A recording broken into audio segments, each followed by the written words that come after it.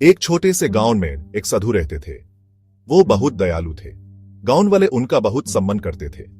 साधु हमेशा दूसरों की मदद करते थे।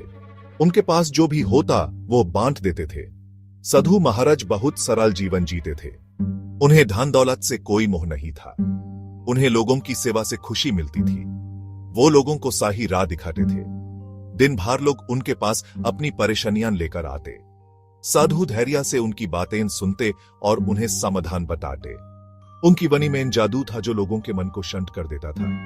गांव वाले उन्हें अपना रक्षक मानते थे। उनकी प्रार्थना से गांव में सुख शांति बनी रहती थी। साधु महाराज लोगों के लिए एक मिसाल थे। उसी गांव में एक चोर भी रहता था। वो गरीब था और उसके पास खाने तक को पैसे नहीं थे। यूस अपनी बुद्धिमां की चिंता सताती रहती थी। चोर के मन में हमेशा डर बना रहता था। वो जानता था कि चोरी करना पाप है, लेकिन मजबूरी में उसे ये काम करना पड़ता था। एक दिन उसके पास खाने के लिए कुछ भी नहीं बचा। उसकी मां भूख से तड़प रही थी। चोर बहुत परेशान था। उसे समझ नहीं आ रहा था कि क्या करे। उसने सोचा कि साधु महाराज के पास बहुत दान आता है। यदि वो वहां से कुछ चुरा ले तो उसकी मां का पेट भर सकता है।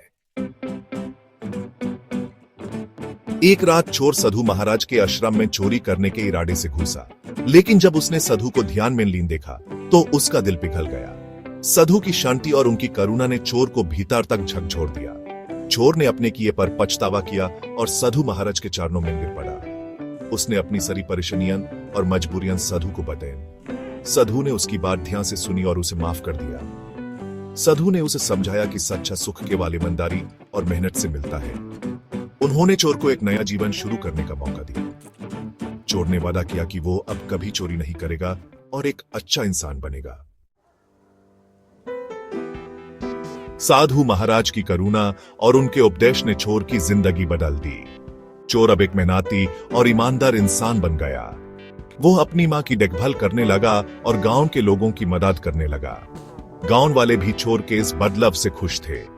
उन्होंने यूस अपनाया और उसकी मदद की। धीरे धीरे चोर का जीवन सुधारने लगा और वो एक सम्मानित व्यक्ति बन गया।